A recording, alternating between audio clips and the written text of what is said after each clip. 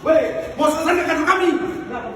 Kapan kita ada urusan polisi? Debt kolektor bentak polisi, Kapolda Metro Jaya berikan instruksi tangkap dan basmi tindak premanisme.